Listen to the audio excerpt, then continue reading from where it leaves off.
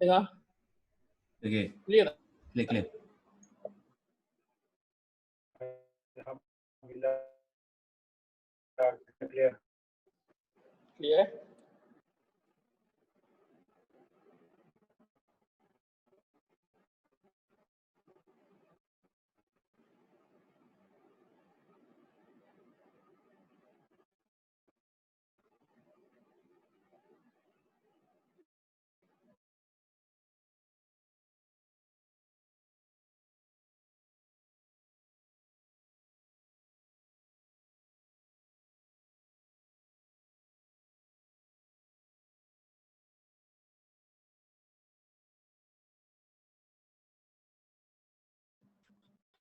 Sadaqallahul azim.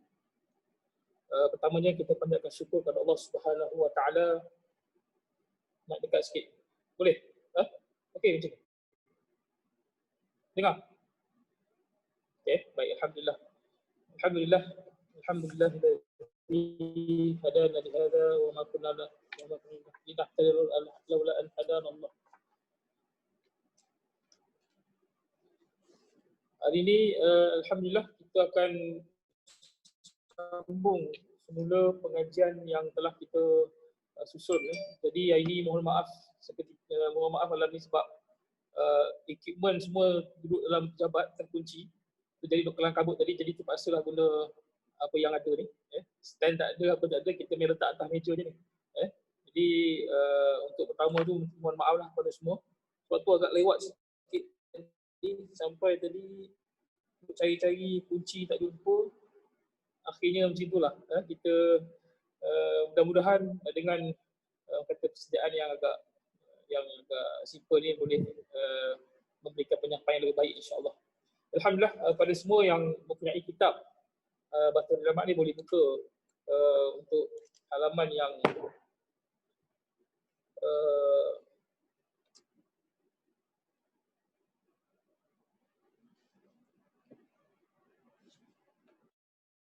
halaman yang pertama, halaman yang kedua, fasal yang pertama, boleh tengok dalam buku tersebut. Siapa yang tak ada buku, tak mengapa, nanti kalau ada rakaman nanti boleh kita sama-sama ulang kaji balik untuk kita lihat apa perbincangan yang ada pada malam ni insya-Allah.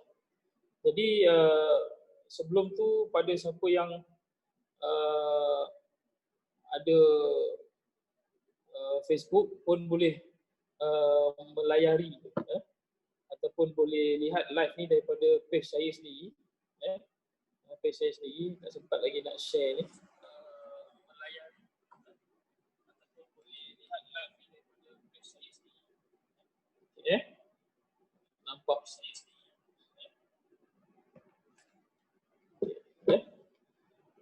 Semua dah buka? Semua dah buka, tak apa. Kita terus kepada halaman yang pertama ni. Bismillahirrahmanirrahim. Alhamdulillahirabbil alamin wa bihi nasta'in ala umuri dunya wa din. Wa sallallahu ala sayyidina Muhammadin khataman nabiyyin wa alihi wa sahbihi ajma'in. Wa la haula wa la quwwata illa billahil aliyyil azim.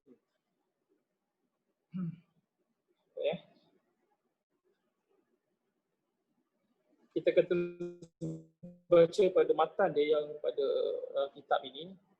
Boleh lihatlah surat yang kedua. Syahadatu an la ilaha illallah wa anna Muhammadar Rasulullah wa iqamis salah wa ita'iz zakah wa shaum Ramadan wa hajjul bait man istata'a ilaihi sabila. Baik. Jadi sahabat-sahabat sekalian boleh lihat kepada fasal yang pertama. Fasal-fasal ni apa dia sahabat-sahabat sekalian? Fasal ni dalam bahasa Arab dia dipanggil bab ataupun permulaan kepada sesuatu tajuk bab. Jadi dari segi kalau bab ni dari segi bahasa Arab maksud dia pintu. Pintu kerana ia menjadi permulaan kepada perbincangan tajuk itu sendiri. Jadi sebab tu disebutkan sini fasal. Fasal yang pertama dalam bahagian yang juga pada bahagian yang pertama kalau kita lihat syarah yang ditulis oleh ulama ini, fasal yang pertama hingga ketiga diletakkan dalam bahagian satu iaitu bahagian akidah. Kalau kita lihat yang pertama ini fasal berkaitan dengan arkanul Islam. Arkanul Islam yang mana disebutkan ataupun maksud itu adalah rukun Islam. Baik. Sahabat-sahabat sekalian, kalau kita perhatikan hadis yang berkait secara langsung dengan fasal yang pertama ataupun tajuk yang pertama ini, telah pun diriwayatkan oleh Sayyidina Umar Al-Khattab radhiyallahu anhu, sahabat Nabi yang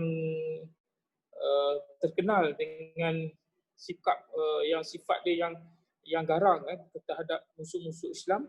Jadi kita lihat daripada hadis yang pertama ataupun yang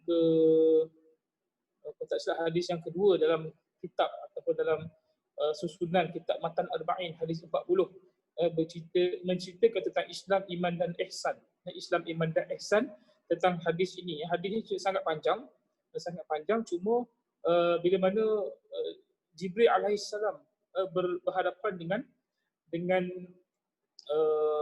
Nabi Muhammad sallallahu alaihi wasallam, ketika mana dia berhadapan tersebut, bertemu lutut dengan lutut, maka telah berlakulah satu proses dialog yang ulama mengatakan sebagai satu keadaan yang mana Jibril ingin mengajarkan kepada kita tentang agama, tentang agama Islam itu sendiri. Jadi tuan-tuan, kalau kita lihat daripada hadis ini, boleh saya bacakan sedikit. Ketika mana berhadapan dengan Jibril alaihissalam, Jibril bertanya ataupun dia berbicara kepada Nabi Muhammad, ya Muhammad, akhbirni 'anil Islam.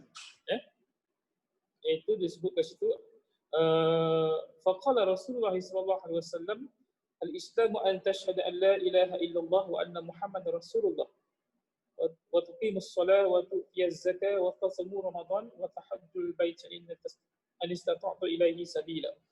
Ini adalah hadis di permulaan itu disebutkan tentang Islam ataupun tentang rukun Islam. Baik, apakah maksud dia? Maksud di sini apa yang kita boleh lihat, rukun Islam ini bersaksi ataupun rukun Islam terdiri ataupun tertegak atas 5 perkara. Atas 5 perkara, iaitu yang pertama syahadatu an la ilaha illallah wa anna Muhammadar Rasulullah, iaitu syahadah persaksian bahawa tiada Tuhan yang sembah melainkan Allah dan Nabi Muhammad sallallahu alaihi wasallam itu utusan Allah subhanahu wa ta'ala. Baik. Itu yang pertama. Yang kedua, menceritakan dekat situ adalah mendirikan solat. Tentang mendirikan solat. Kemudian yang ketiga, menunaikan zakat. Sekejap ada orang buka pintu sekejap.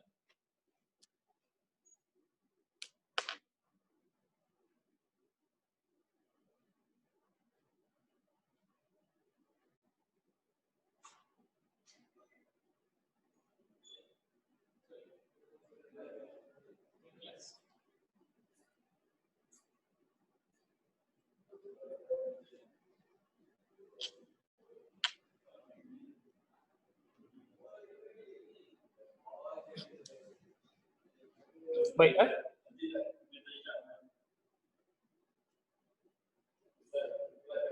kelas. Okey. Sekejap sampai lepas lah. Okey, baik. Minta maaf ada orang datang ni sekejap. Baik. Jadi yang kedua tadi iaitu mendirikan solat. Mendirikan solat, yang ketiga menunaikan zakat, yang keempat berpuasa pada bulan Ramadan dan mengerjakan haji untuk sesiapa yang mampu. Baik. Muslimin muslimat yang dikasihi Allah sekalian, kalau kita lihat kepada intipati hadis ini tadi, kita lihat bagaimana Allah Subhanahu wa taala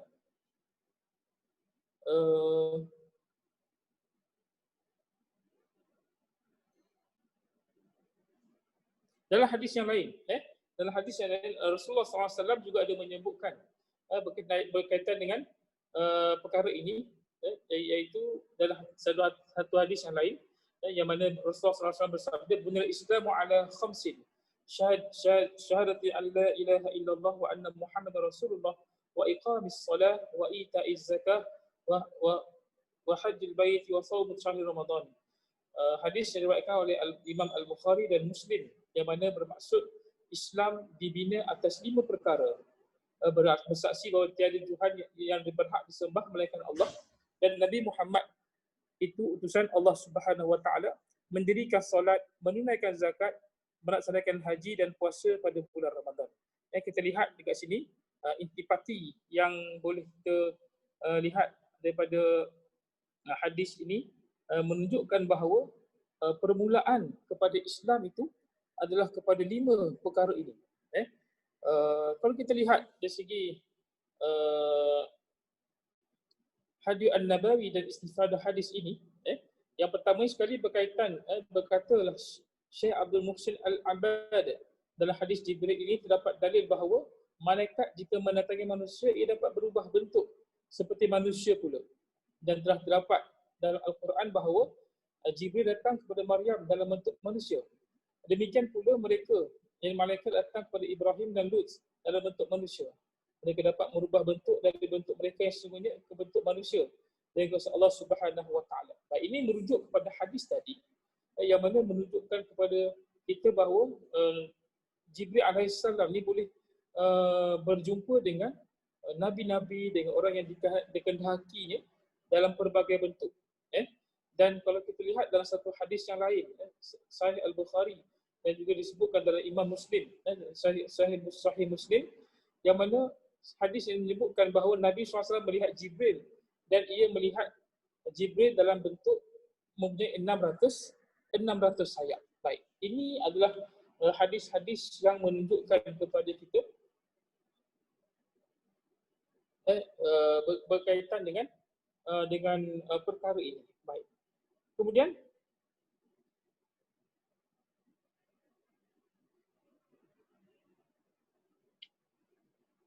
berkaitan dengan 5 perkara ini, kalau kita lihat, yang pertama sekali berkaitan dengan syahadatain. Syahadatain ini adalah persaksian. Persaksian di sini mestilah berpandukan ataupun mempunyai 2 elemen yang penting, iaitu yang pertama sekali syahadatan la ilaha illallah, yang mana kita bersaksi, membuat persaksian kepada keesaan Allah Subhanahu wa taala. Sesungguhnya tidak ada Tuhan yang selayak disembah melainkan Allah Subhanahu wa taala. Baik. Itu berkaitan dengan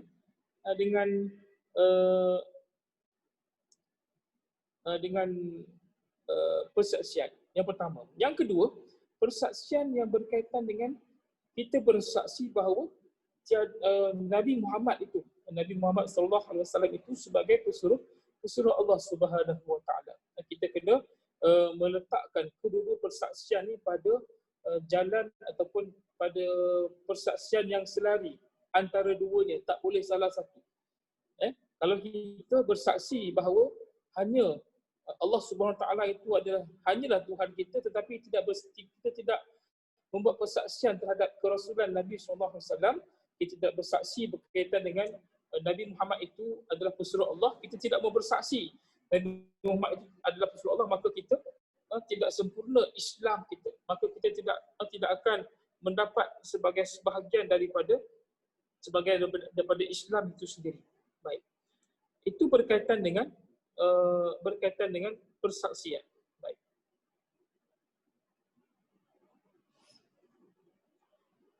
Dari segi istifadah hadis ini, kita lihat bagaimana yang pertama sekali kita lihat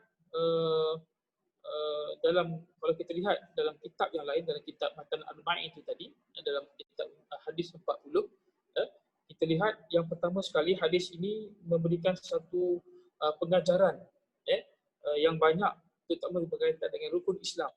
Yang pertama sekali, iaitu hadis ini mengibaratkan Islam sebagai sebuah bangunan. Kita tahu bahawa sebuah bangunan itu mempunyai pasak. Pasak ni maksudnya base lah ataupun tapak. Ada tapak. Kemudian dia mempunyai tiang, mempunyai atap. dan ia menjadi pelindung kepada kita semua yang bernaung di dalamnya lah. Kita ada rumah, rumah kita ni ada kata akan menjadi sebuah rumah lengkap, lengkap sebagai dengan ubah dengan ceramah terus tidur. Bagus, bagi anak tu dengar, insya-Allah tidur. Yang ayah mak jangan tidur. Baik. Jadi kita lihat hakikat Islam itu menjadi pelindung kepada umat ni. Kalau kita melaksanakan rukun-rukunnya, ia akan menjadi pelindung kepada kita semua. Baik. Kemudian yang kedua, Ibnu Manzur dalam mendefinisikan Islam itu seperti tersebut dalam lisan Arab ialah menzahirkan kedudukan serta melaksanakan syariah dan menerima dengan penuh kepatuhan apa yang dibawa oleh Rasulullah sallallahu alaihi wasallam. Baik. Dalam arti kata Islam itu sendiri, ada ulama yang menyebutkan bahawa Islam itu sebagai satu ketundukan. Kita menundukkan diri kita di hadapan Allah Subhanahu wa taala. Bila sebut tunduk, maksudnya dekat situ kita menyerahkan segala bentuk pengabdian kita, permintaan kita, permohonan kita, bahkan kita meminta keampunan kepada Allah Subhanahu wa taala semata-mata. Itulah maksudnya kita tunduk kepada apa yang diajarkan dalam Islam kepada Allah Subhanahu wa taala. Dan ia adalah sebahagian daripada kepatuhan yang diajarkan oleh Rasulullah sallallahu alaihi wasallam. Kemudian yang ketiga, asas binaan Islam yang disabdakan oleh Nabi sallallahu alaihi wasallam merupakan garisan pemisah antara Islam dan kufur serta penentu antara syurga dan neraka. Baik. Jadi Islam itu sendiri yang dibawa oleh Nabi Muhammad sallallahu alaihi wasallam, dia menjadi pemisah antara iman dan kufur. Keimanan kita kepada Allah Subhanahu wa taala akan menjadikan kita dekat dengan Allah Subhanahu wa taala, dan kita tak boleh campurkan perkara-perkara yang membawa kepada keimanan dan juga perkara-perkara yang membawa kepada kekufuran.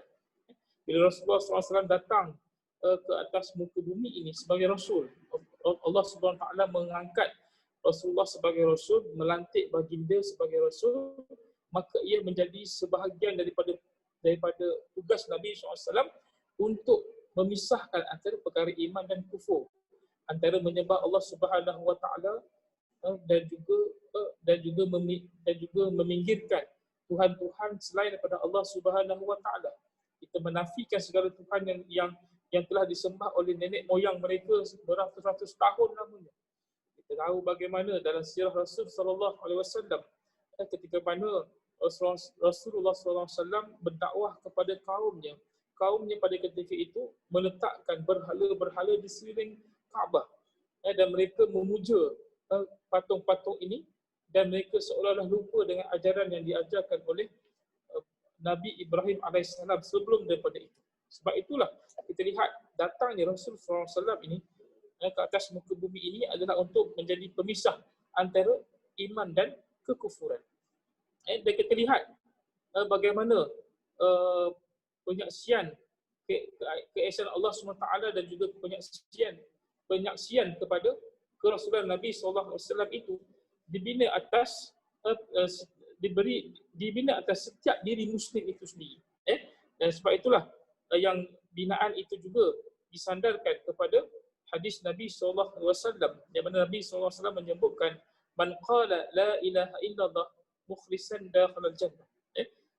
Hadis yang diriwayatkan oleh Al-Bazzar, Al-Tabrani, yang mana disebutkan, yang mana hadis ini bermaksud sesiapa yang berkata la ilaha illallah, tiada Tuhan yang disembah melainkan Allah, dengan ikhlas, nescaya dia akan masuk syurga. Inilah kalimah yang dibawa oleh setiap Nabi, daripada Nabi Muhammad, daripada Nabi Adam AS, sehinggalah kepada Nabi yang terakhir, khataman Nabi, iaitu Nabi Muhammad SAW, membawa kalimah yang sama.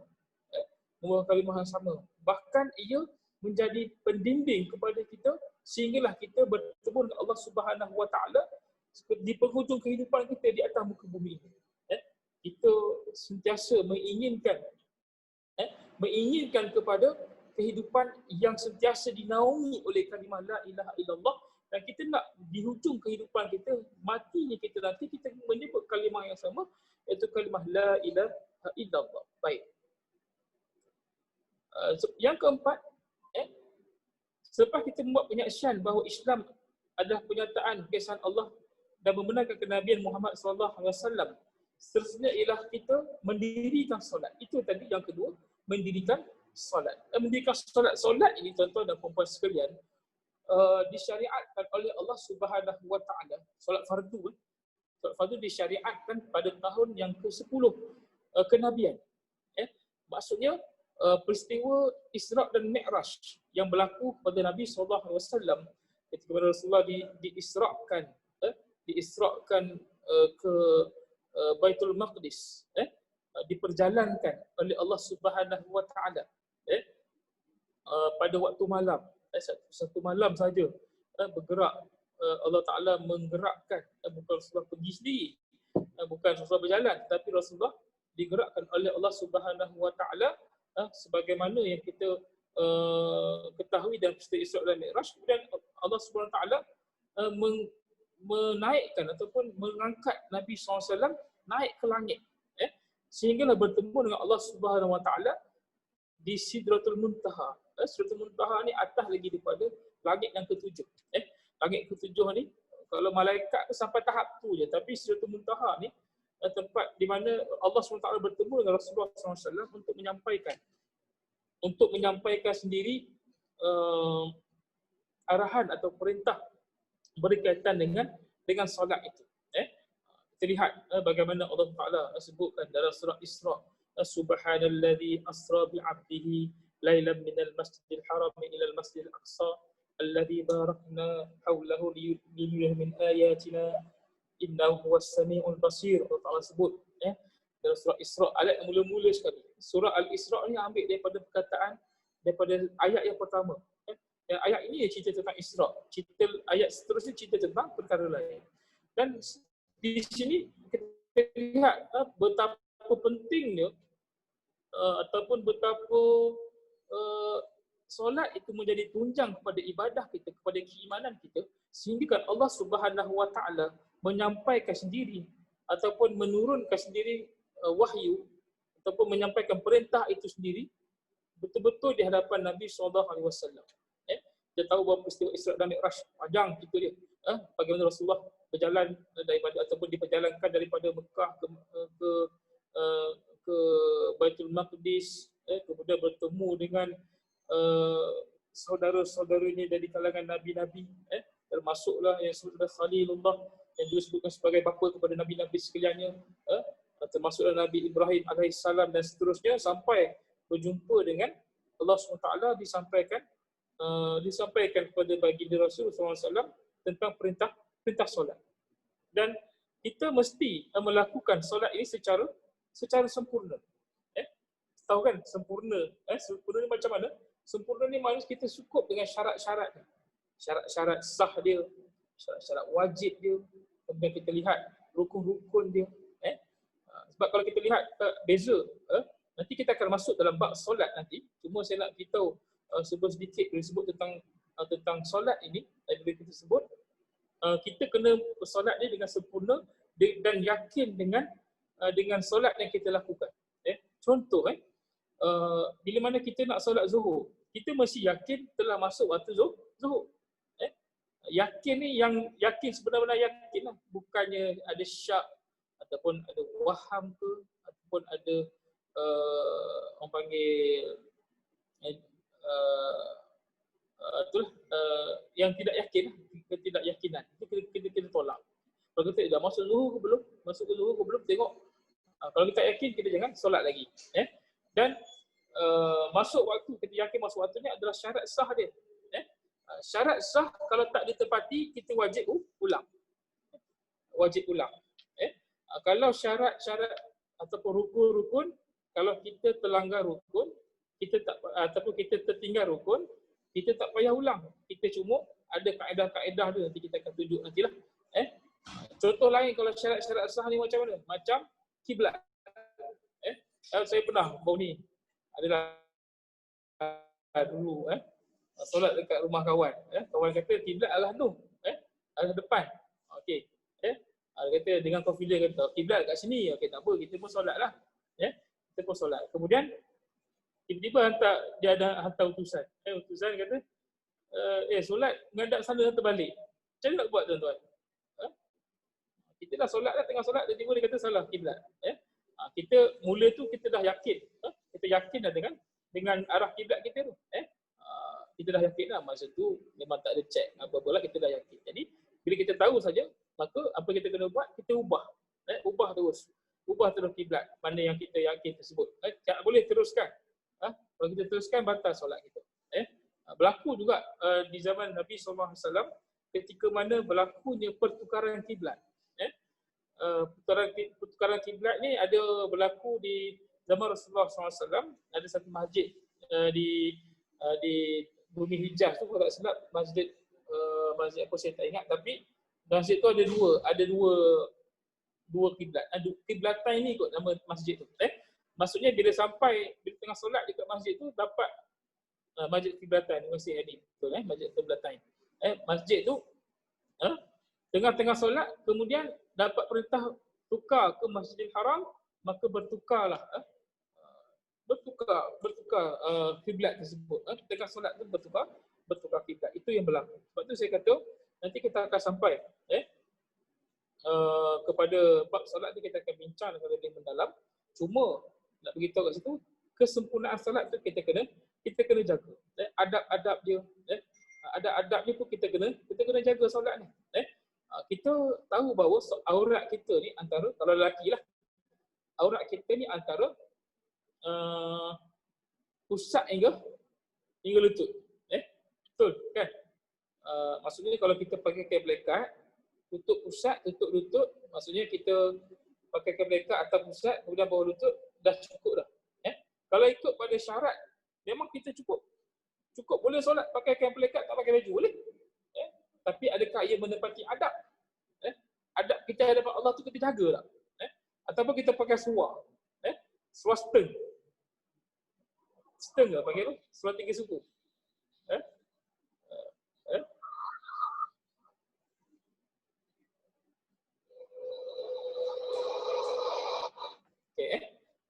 Seluar 3 suku ni yang atas pusat bawah lutut. Kita pakai. Tapi tak pakai baju. Boleh. Dari segi hukum boleh, tak ada masalah, tapi adakah dia menepati adab kita di hadapan Allah Subhanahu Wa Taala? Tak, kita kena jaga. Begitu juga kita jaga sunnah-sunnah dia. Sunnah-sunnah Nabi SAW. Sebab Rasulullah SAW pernah bersabda, bila mana Rasulullah sebut, "Sallu kama ra'aitumuni usalli." Rasulullah sebut, solatlah kamu sebagaimana kamu melihat aku solat. Maksudnya kita mesti solat sebagaimana yang Nabi ajar. Ada sunnah dia, ada benda yang wajib kita wajib buat. Sunnah dia contoh macam apa? Kita memakai wangi-wangian, sunnah.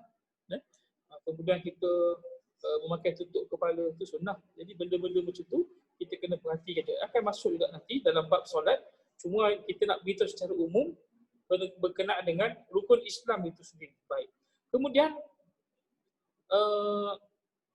bila solat ini juga dia akan menatijahkan perkara yang baik dalam diri kita. Dia bertepatan dengan apa yang Nabi sebut juga adalah Al-Quran pada sebut, "Inna salata tanha 'anil fahsya'i wal munkar." Surah Al-Ankabut, boleh cari.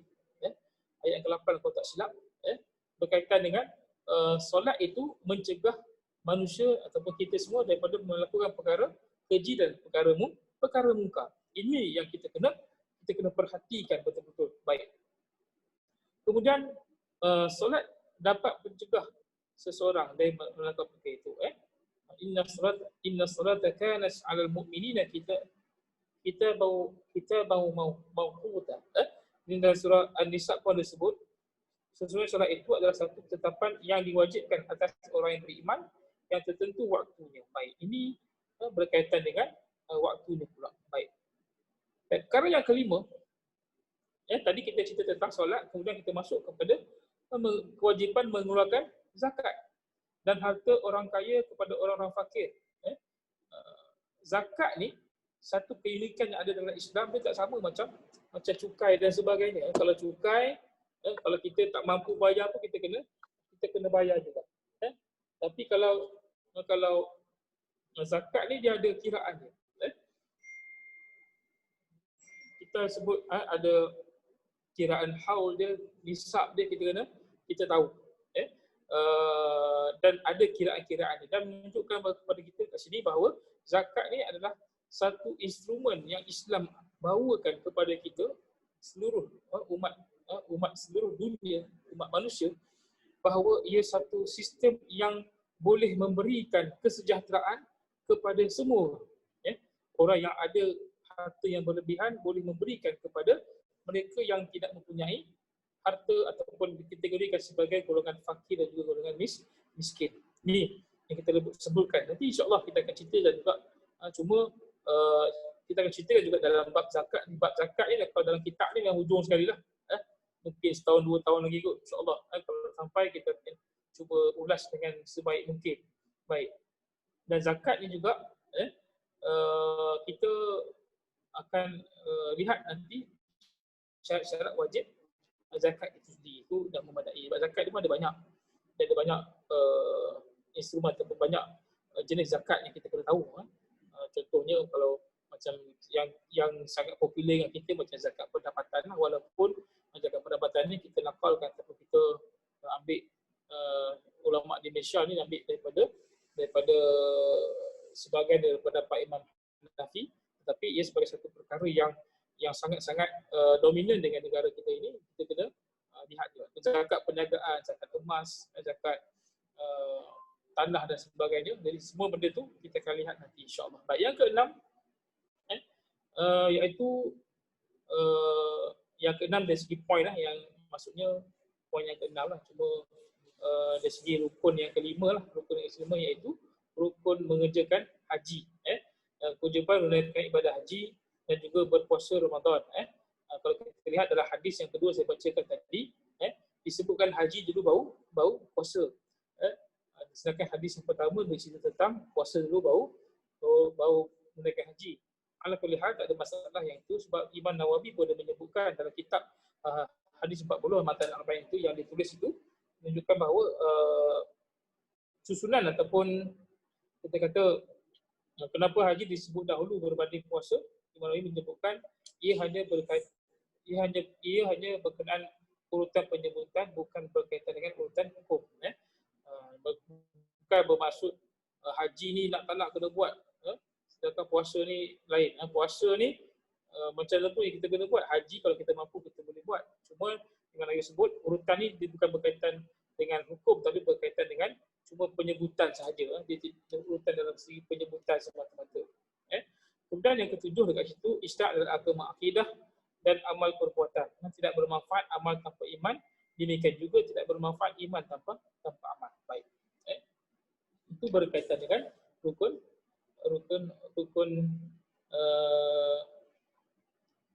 Islam. Kalau kita lihat pada pusat yang keempat, ada disebutkan hadis yang saya bacakan tadi, bunyal islamu ala khamsin syahadata an la ilaha illallah wa anna muhammadar rasulullah wa iqamis salah wa ita'iz zakah wa shaumi syahri ramadan wa hajjil bait.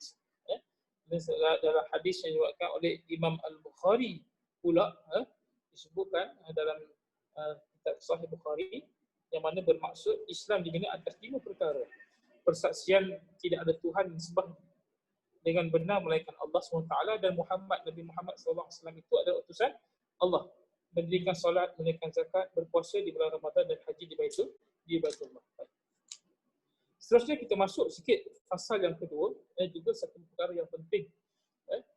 Fasal yang kedua, kalau kita lihat kat sini, arkanul iman sittah, an tu'mina billahi wa malaikatihi wa kutubihi wa rusulihi wal yaumil akhir wa bil qadari khairihi wa syarrihi min Allah Ta'ala. Dalam surat yang kelima disebutkan kat situ, an tu'mina billah wa malaikatihi wa kutubihi wa rusulihi wa bil yaumil akhir wa bil qadari khairihi wa syarrihi min Allah Ta'ala. Yang mana kalau kita lihat kat sini, maksudnya adalah rukun iman, arkanul iman itu ada 6. Arkanul iman sittah, an tu'mina billah malaikatihi, beriman kepada Allah Subhanahu wa taala kemudian beriman dengan para malaikat, beriman dengan kitab-kitab Allah Subhanahu wa taala, beriman dengan para rasul Allah Subhanahu wa taala, beriman kepada hari akhirat, dan juga keenam, percaya kepada takdir Allah Taala, baiknya, khairihi wa syarrihi, dan juga jahatnya. Maknanya kat situ takdir yang berkaitan dengan buruk baik dan juga ataupun baik dan juga kejahatan. Baik. Ini adalah daripada petikan hadis Jibril yang saya bacakan tadi, iaitu petikan itu menyebutkan antuk mina billahi wa malaikatihi wa kutubihi wa rusulihi wal yaumil akhir wa tu'mina bil qadri khairihi wa syarrihi. Baik. Ini yang berkaitan dengan rukun iman. Baik. Rukun iman ni juga satu perkara yang penting untuk kita faham.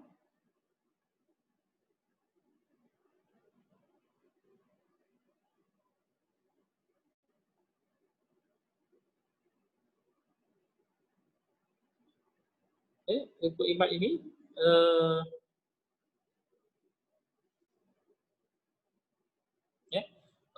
rukun iman ini mempunyai tiga elemen yang penting untuk kita faham, iaitu yang berkaitan dengan ikrar, ucapan. Kita beriman kepada Allah SWT dengan ucapan kita. Kita menyatakan keimanan kita. Aku beriman kepada Allah Subhanahu wa taala. Amantu billah. Kita beriman kepada Allah SWT, ikrar kita. Kemudian ia mesti tasdik, iaitu membenarkan. Membenarkan dengan apa? Dengan hati. Kalau orang munafik lain, dia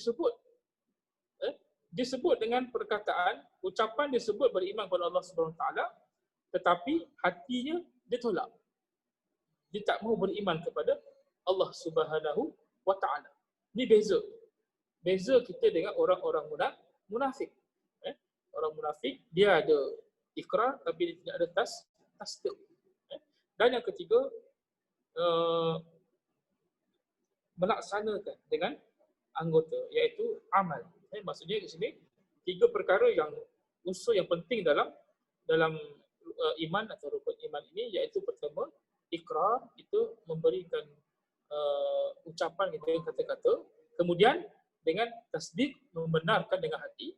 Kemudian kita diamalin, dengan kita menggunakan ataupun kita beramal dengan anggota tubuh badan kita. Ini kita ingat perkara ini. Dan ia menjadi pegangan kepada kebanyakan ahli sunnah wal jamaah. Baik.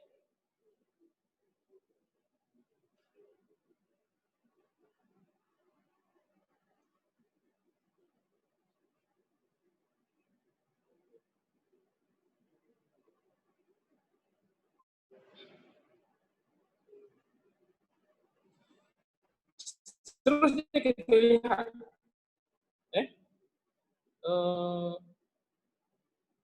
lima perkara ini ataupun 6 perkara rukun iman ini. Yang pertama kita lihat beriman kepada Allah Subhanahu wa taala. Bila sebut tentang iman, iman ini dia ada sangkut paut, berkait rapat dengan apa yang disebutkan oleh Allah Subhanahu wa taala dengan ayat yang mula-mula dalam surah Al-Baqarah. Surah Al-Baqarah Allah Taala sebut apa? A'udzubillahi minasyaitonirrajim. Alif lam mim. Dzalikal kitabu la raiba fihi hudan lil muttaqin. Alladzina yu'minuna bil ghaibi wa yuqimuna as-salata wa mimma razaqnahum yunfiqun. Allah Taala sebut dalam surah ini yang mana Alif lam mim. Dzalikal kitab, inilah dia kitab yang menjadi petunjuk, hudan lil muttaqin. Kitab yang tidak ada keraguan, fiha raiba fihi, tidak ada keraguan di dalamnya, dan ia menjadi petunjuk kepada orang-orang yang ingin kepada takwa, yang ingin bertakwa.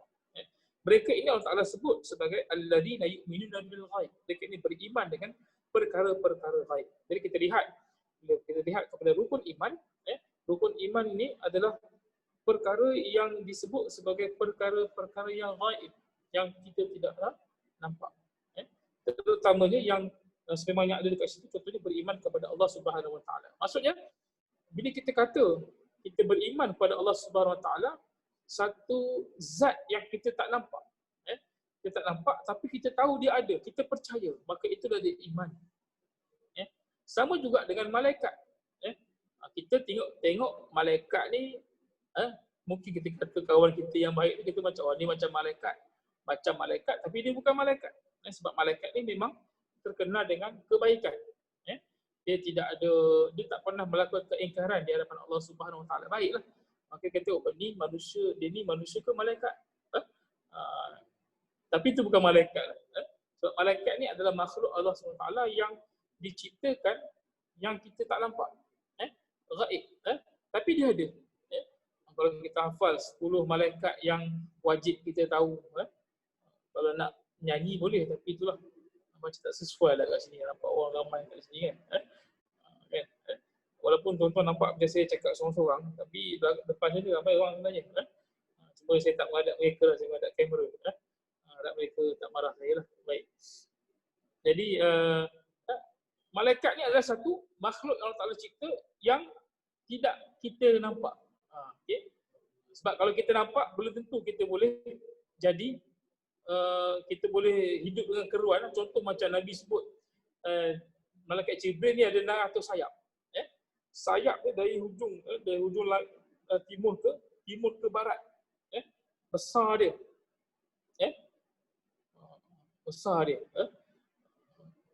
Macam peristiwa wahyu pertama bila Jibril sebut Iqra, bacalah. Nabi SAW bagi tahu dia tak boleh membaca. Jadi Jibril peluk membaca.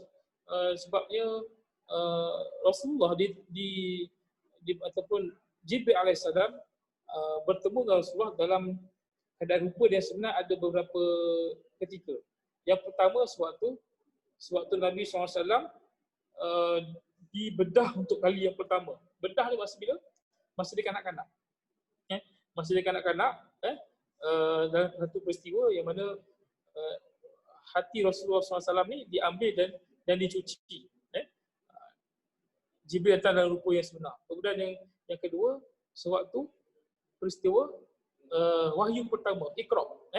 Sebut Iqra tu bila mana Rasulullah tak boleh nak baca, kemudian Jibril pun peluk Rasul sallallahu alaihi wasallam. Sebab tu tuan-tuan dan puan-puan, kaedah pendidikan peluk ni sangat berkesan. Kalau kita dekat rumah, kita minta anak kita baca tak pandai, kita peluk dia. Peluk. Kalau ada anak-anak murid, yang laki dengan laki lah, jangan laki peluk perempuan lah, tak masuk mahkamah kan. Dia kata, Ustaz Ashrul Rajab, Ustaz Isam Rajab, sudah. Peluk dia.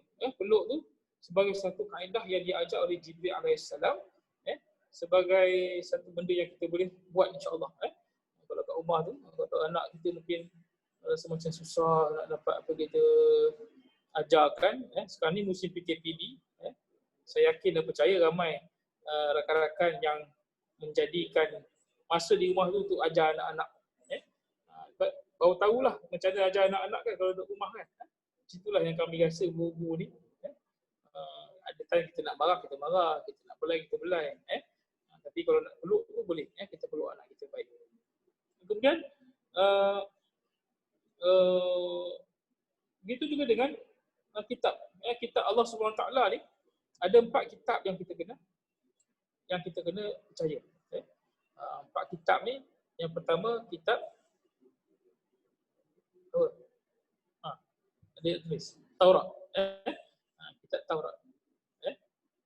Kemudian kitab Taurat ni diturunkan kepada Nabi Musa alaihi salam. Kemudian kitab Zabur.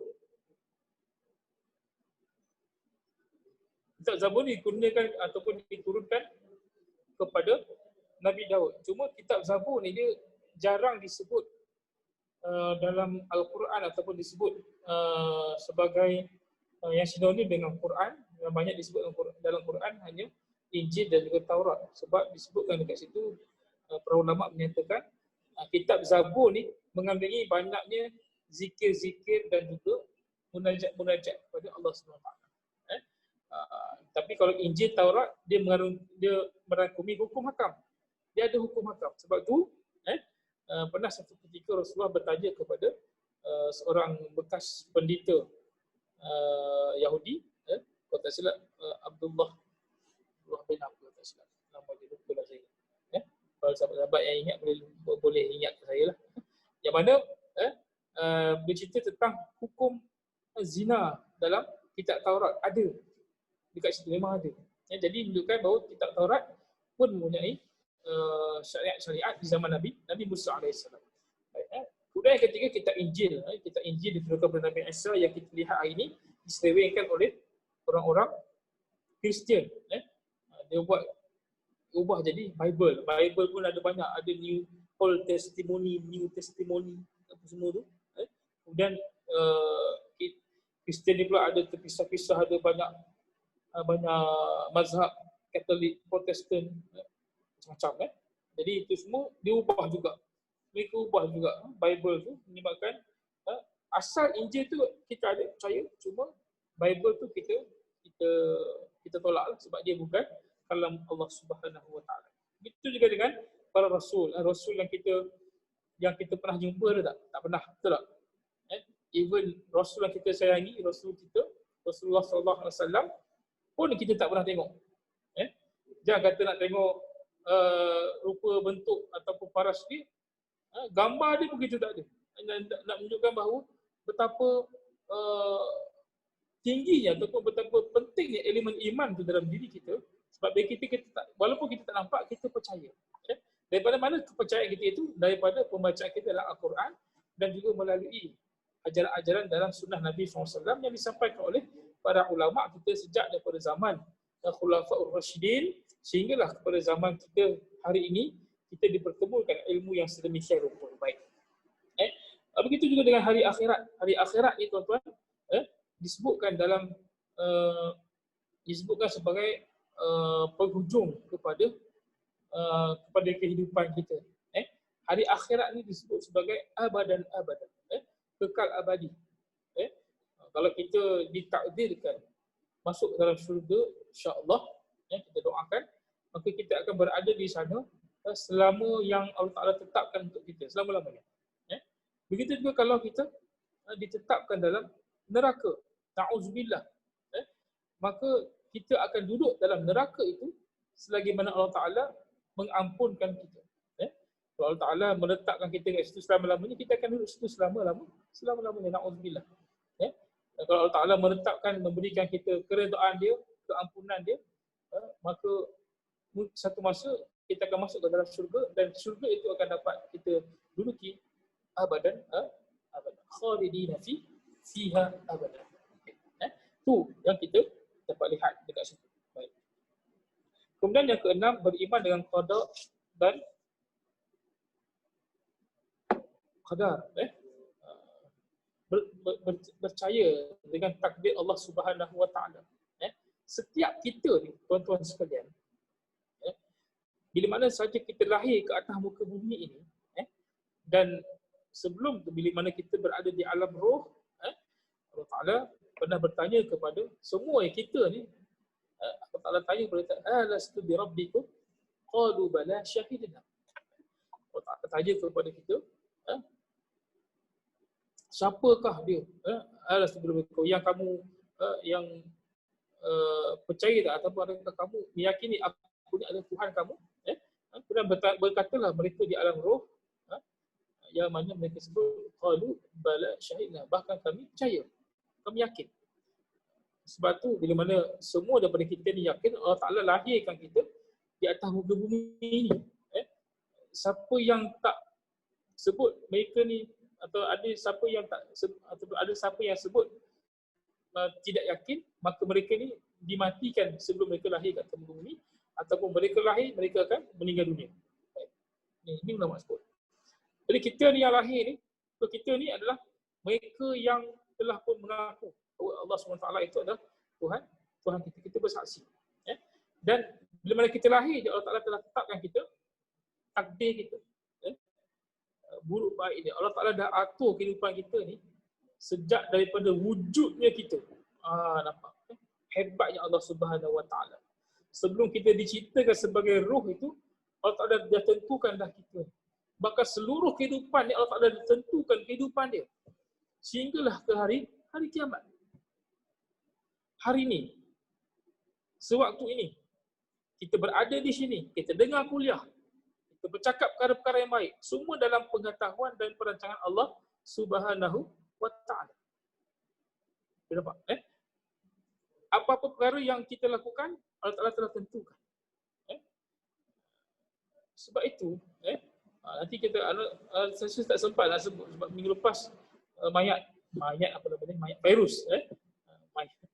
Fairuz ada bertanya tentang apa yang disebut sebagai Qadariyah, Jabariyah, Syiah, dia ada banyak lagi, Mu'tazilah, Khawarij.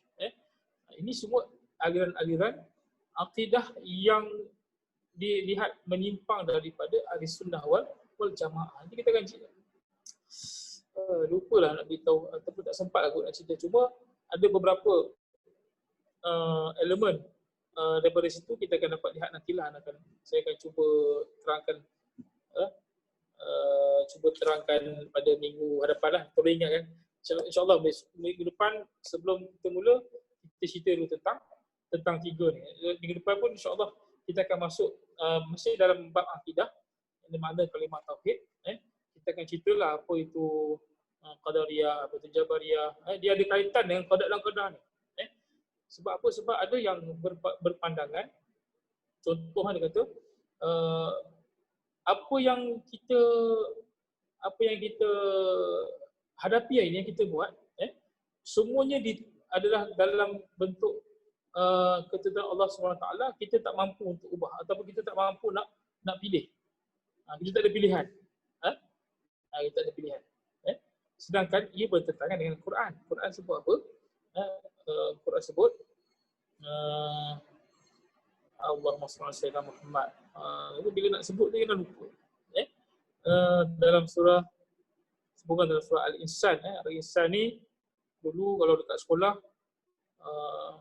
kalau zaman kita ni biasa Yazid lah jadi imam subuh kan, Jumaat. Apa yang Yazid ada, semalam sebut kat tak Yazid hilang, lama tak jumpa Yazid, Dr. Yazid. Allah Ta'ala sebut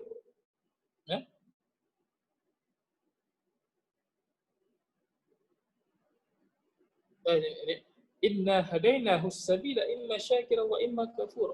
Allah Ta'ala sebut kerana itu tidak mencuri, maksudnya kami telah menunjukkan kepadanya jalan-jalan melalui akal dan rasul, akan jalan-jalan yang benar dan jalan-jalan yang salah. Maka terserahlah kepadanya sama ada dia bersyukur dengan beriman ataupun dia berlaku kufur. Ini maksudnya kita telah pun diberikan ataupun telah ditunjukkan kepada kita melalui akal kita, melalui ajaran Rasulullah SAW, dengan jalan-jalan yang baik, jalan-jalan yang buruk. Maka kita ni berpeluang untuk dipilih. Itu juga dalam surah yang biasa juga kita baca, berkaitan dengan surah Asy-Syams. Wasyamsi wa duhaha wal qamari idza talaha wan nahari idza jallaha wal laili idza yaghshaha was samaa'i wa ma banaha wa nafsin wal ardi wa ma tahaha wa nafsin wa ma sawwaha fa alhamaha fujuraha wa taqwaha qad aflaha man zakkaha wa dhakara isma rabbih qad aflaha man zakkaha wa qad khaba man dassaha. Allah Ta'ala sebut dalam surah Asy-Syams. Asy-Syams ni cantiknya surah ini, di mana Allah Ta'ala nak cerita tentang wa nafsin wa ma sawwaha. Allah Ta'ala telah nyatakan kepada kita dulu apakah dia sifat dan juga apakah dia objek dan sifat yang Allah Ta'ala jadikan untuk dia. Contohnya macam matahari. Matahari sifat dia apa? Sifat dia adalah menerangi. Kemudian wal qamar, bulan ni pula sifat dia mengiringi cahaya matahari. Sebab tu waktu malam kita nampak dengan adanya pantulan daripada matahari. Kemudian Allah Ta'ala sebut wal nahari idza jallaha, dan waktu siang ni sifat dia yang dominan adalah jelas, terang. Waktu siang. Wal laili idza yaghshaha, kemudian malam ni sifat dia didatangkan dengan sifat dia adalah sifat yang gelap. kemudian wasyamsi wama banaha, kemudian langit ni sifat ni dia kukuh. Maknanya binaan dia dia tergantung kukuh. Itu langit. Wal ardi wama tuha, dan juga bumi ni dihamparkan seluas-luasnya hamparan. Bumi. Ini sifat yang Allah Ta'ala yang zahirkan, disertakan dengan objek tadi. Tujuannya apa? Tujuannya nak tunjukkan kepada kita kepada ayat yang nafsu wa ma sawwa, dengan nafsu, dengan diri. Diri kita ini dicipta, Allah Ta'ala jadikan kita ini, kejadian kita ni sempurna dengan kejadian dia. Apa dia yang disebutkan sebagai sempurna kejadian kita itu, iaitu kita ni datang dengan nafsu, diri kita ni datang dengan berdatang dengan fa'alhamaha, Allah Ta'ala ilhamkan kepada kita fa'alhamaha fujuraha wa taqwaha. Dalam jiwa kita ini, dalam diri kita ini, Allah Ta'ala sertakan sekali berkaitan dengan jalan-jalan yang membawa kepada kejahatan dan juga jalan-jalan yang membawa kepada ketakwaan. Kita lihat seterusnya, iaitu qad aflah man zakkaha, beruntunglah mereka atau berjayalah orang yang menjadikan dirinya bersih. Maksud siapa yang pilih jalan baik, Allah Ta'ala kata beruntung. Kemudian qad khaba man dassaha, siapa yang dipilih jalan fujur, jalan yang tidak atau jalan kejahatan, maka dia itu akan terbenam. Dia akan terbenam dengan kemaksiatan dia tadi. Menunjukkan kepada kita pada fa'alhamaha. Allah Ta'ala kata kita ni diilhamkan untuk melakukan perkara baik dan perkara jahat. Walaupun Allah Subhanahu Wa Ta'ala kata bahawa dia telah aturkan kehendak ataupun perkara, Allah Ta'ala tahu dah lepas ni kita nak buat apa. Maksudnya kalau kita buat jahat dalam pengetahuan Allah Subhanahu Wa Ta'ala. Tapi adakah Allah Ta'ala yang menggerakkan kita untuk melakukan kejahatan? Tidak. Sebab apa? Sebab Allah Ta'ala kata kamu ada peluang untuk pilih nak buat baik ke nak buat jahat. Cuma ia dalam perhatian dan juga pengetahuan Allah Subhanahu Wa Ta'ala. Nampak? Sebab tu cerita tentang hati ni terlalu complicated. Complicated, tuan-tuan. Tuan-tuan dan puan-puan sekalian. Masih ramai lagi ke bersama-sama dengan saya ni? Tengok sikit. Alhamdulillah. Ramai juga. Tak apa, walaupun nampak macam saya seorang, ada sahabat-sahabat kat depan ni sebenarnya. Ada tengah mendengar. Alhamdulillah, terima kasih. Baik. Kita tahu bila kita sebut diberikan kepada kita pilihan, walaupun Allah Ta'ala berikan kita pemahaman kepada kita bahawa Allah Ta'ala tahu semua yang kita buat, walaupun yang belum kita buat, maka kita pun lakukan kejahatan, maka ada pandangan daripada Qadariyah atau Jabariyah, saya tak ingat, yang mana menyatakan kalau kita buat jahat pun itu adalah sebab Allah Ta'ala nak kita buat jahat. Itu salah. Sebab apa? Sebab Allah SWT memberikan kita ilham untuk kita buat baik atau buat jahat. Contoh, macam kita dekat dululah, masa kita dekat Jasin, lalu pergi pekan, lalu bangunan merah. Kita ada pilihan tak? Nak masuk ke tak nak masuk? Nak masuk ke tak nak masuk? Duit banyak duit banyak. Tak masuk. Jadi kita pun pilih tak masuk. Jadi di situ kita telah membuat satu pilihan yang tepat. Sebab apa? Sebab Allah Ta'ala kata qad aflaha man zakkaha. Siapa yang pilih jalan yang baik, dia akan jadi beruntung kata Allah Ta'ala. Tapi tiba-tiba kata dia masuk. Masuk tu tak berdosa lagi. Masuk tak berdosa lagi. Masuk rumah merah. Biasalah masuk bangunan merah tu. Tapi bila kita masuk, kita ada pilihan tak? Ada pilihan lagi. Nak tengok ke tak nak tengok? Nak tengok ke tak nak tengok? Kita pilih tak nak tengok. Kemudian kita disebut sebagai qad aflaha man zakkaha. Kita ni telah memilih jalan yang baik. Kita diberikan kejayaan Allah SWT sebab kita pilih jalan yang betul. Kita pilih untuk tak tengok. Kemudian kita pun keluar. Tapi kalau kita pilih untuk tengok, kemudian Allah Ta'ala